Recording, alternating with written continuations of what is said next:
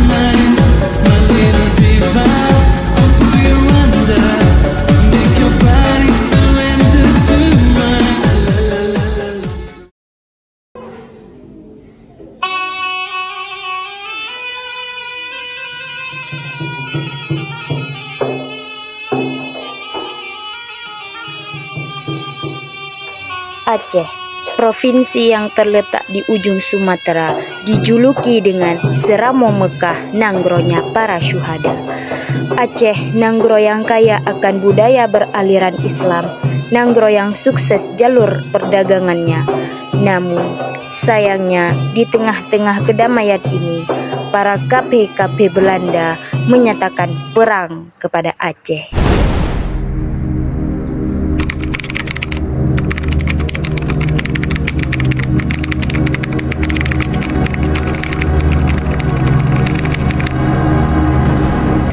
Aceh yang kala itu merupakan kerajaan yang kuat dan mandiri di daerah Sumatera dengan kekayaan sumber daya alamnya yang berlimpah, terutama rempah-rempah.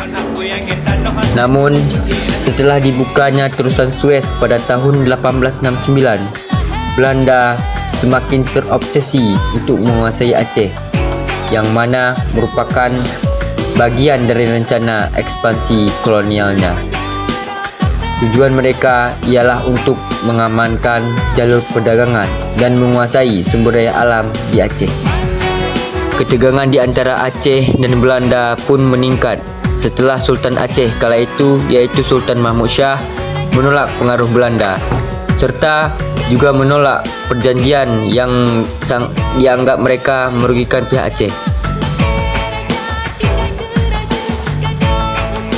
Rombongan Jenderal Kohler pun mendarat di pantai Aceh pada 6 April 1873, tepatnya di pantai Cermen, Ulele, Banda Aceh, dengan serta membawa sekitar 3.198 tentara dan juga 168 perwira.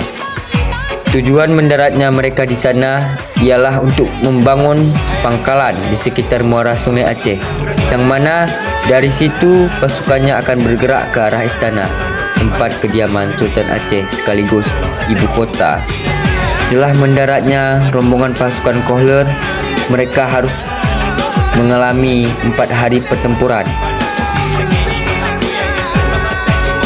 Hal ini tentunya membuat rakyat Aceh tidak terima atas tindakan tersebut. Akhirnya, malam itu terpaksa Belanda melepaskan Masjid Raya.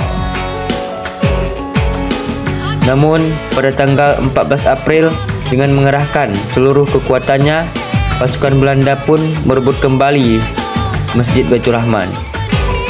Tetapi, hal ini juga merenggut nyawa Kohler dengan ditembaknya Kohler tepat di bawah pohon gelempang di halaman Masjid Raya.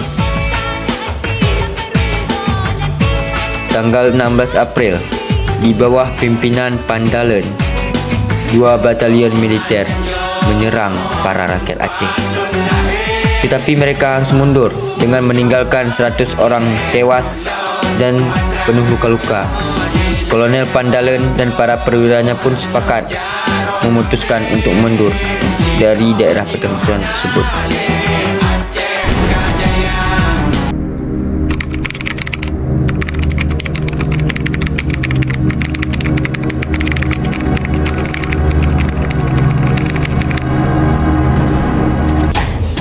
Tahun 1873, Belanda melakukan agresi besar-besaran untuk menaklukkan Aceh, yang pada saat itu Aceh merupakan kerajaan berdaulat.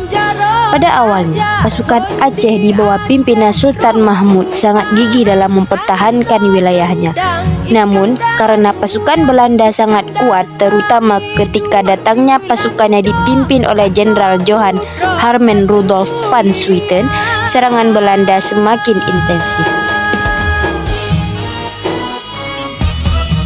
Teuku Umar Johan Pahlawan dikenal dengan taktik perang gerilyanya dalam menyerang Belanda. Suatu peristiwa di mana beliau memutuskan untuk bersekutu dengan Belanda. Taktik beliau membawakan hasil bagi memperkuat posisi Aceh.